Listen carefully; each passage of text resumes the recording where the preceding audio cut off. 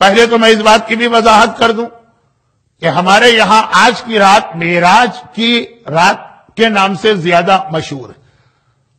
یہ مبس تو انڈیا پاکستان میں بہت کم لوگوں کے ذہن میں تھا، اب نہیں، اب تو بہرحال کافی اویئرنیس آ گئی.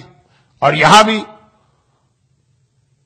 ہمارے یہاں ہماری روایتوں کے اعتبار سے آج کی رات کو شب معراج کہنا بہت مشکل ہے. غلط تو نہیں ہے لیکن بہت مشکل ہے. آج کی اصل اہمیت و خصوصیت مبعث ہے. مبعث یعنی اللہ کا رسول کنتو نبیًا و آدم و بین الماء والطین، کنتو نبیًا و آدم و بین الروح والجسد. کئی روایتیں کہ پیغمبر نے فرمایا میں نبی تھا جبکہ آدم، اب بہت مشکل اردو ہے لیکن وقت کم ہے اور مجمع بھی کوئی نوجوان یا بچے تو ہیں نہیں، سب بڑے لوگ سمجھتے ہیں.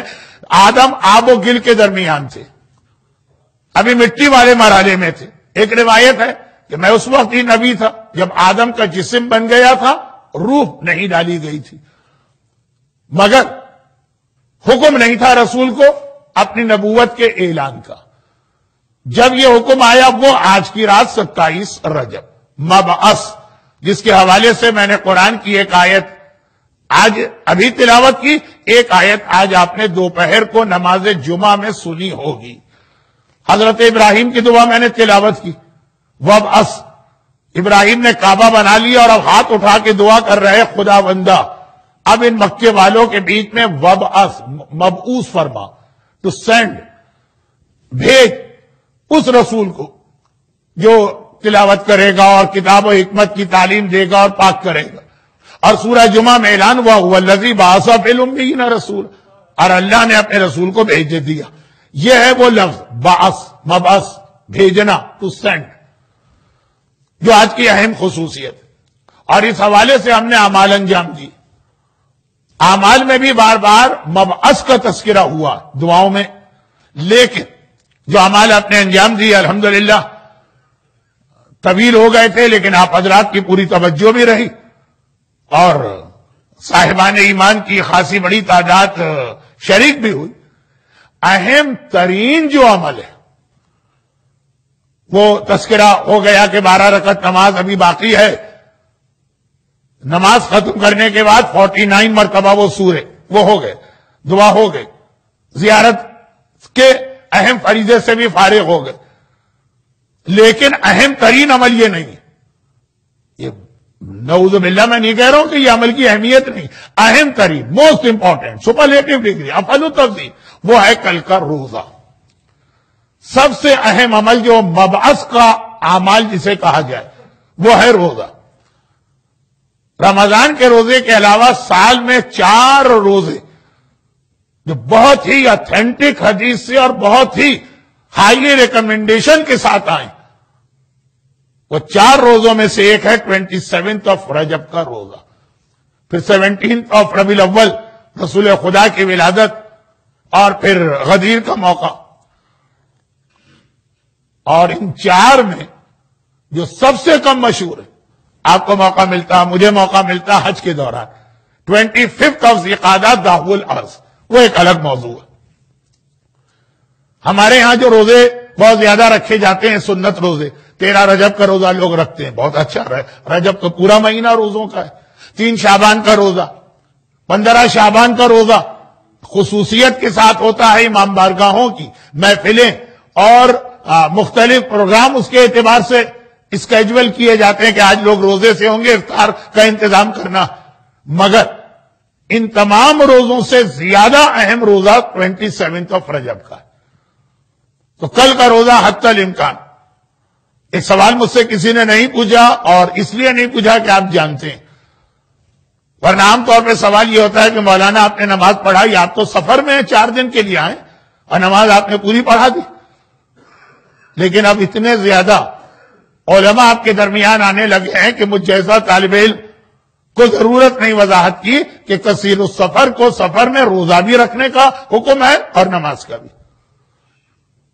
تو یہ والا روزہ تو ایسا ہے کہ ہم جیسے مسافروں کو بھی رکھنا چاہیے، لیکن جو لوگ یہاں ٹھہرے ہیں، مقیم ہیں، جن کا وطن ہے، تو کل کے روزے کو حتی الامکان مس نہ کیجیے۔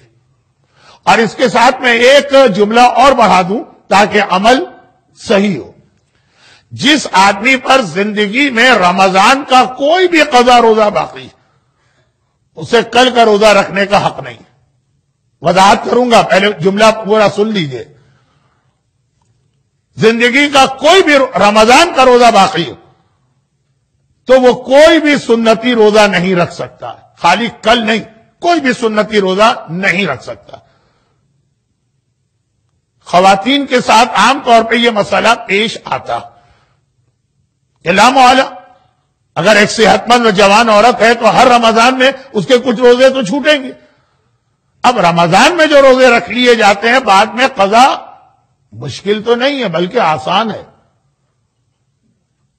ہم تو موقع ڈھونڈتے ہیں کہ ایسا کوئی موقع بنے، کیونکہ آج کل رمضان 16 گھنٹے کا ہے اور یہی قضا اگر آپ ونٹر میں رکھیں تو شاید 10 گھنٹے کا روزہ بن جائے، تو آسان بھی ہے۔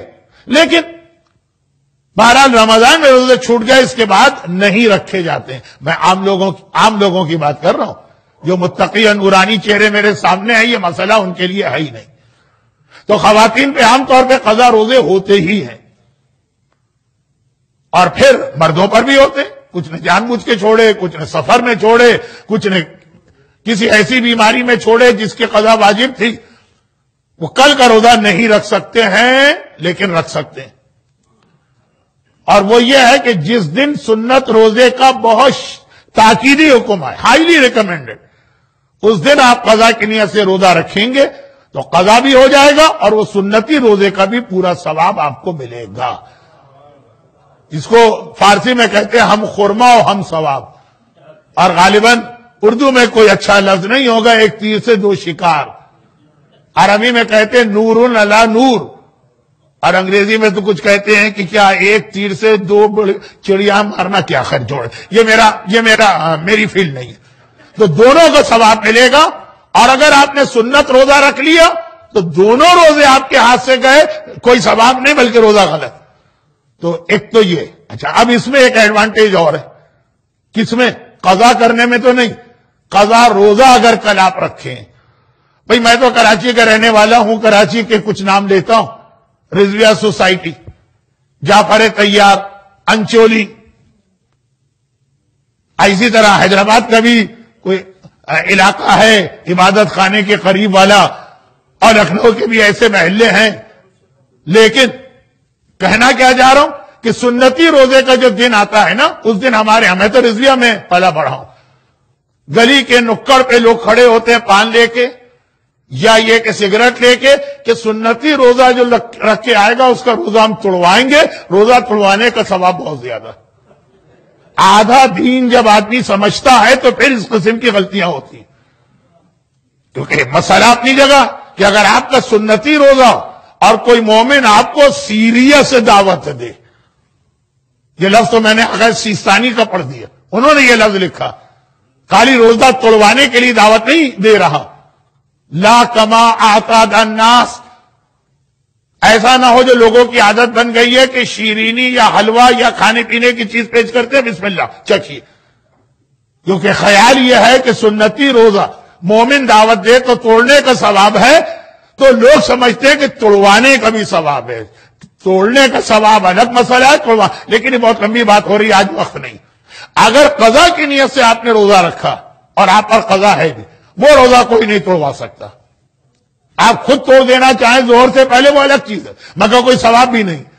تو سنتی تاریخ کو قضا روزہ ہو تو ایک تو یہ کہ قضا ہو گئی آپ کی، ایک قضا کم ہو گئی، سنتی کا ثواب مل گیا، یہ روزہ آپ مکمل کریں گے۔ کیونکہ بہت سے روزہ رکھنے والوں کو میں جانتا ہوں کہ ان کو یہ چیز پسند نہیں آتی ہے کہ ان کا روزہ کوئی توڑوائے، لیکن وہ حکم شریعت کے آگے بول بھی نہیں سکتے۔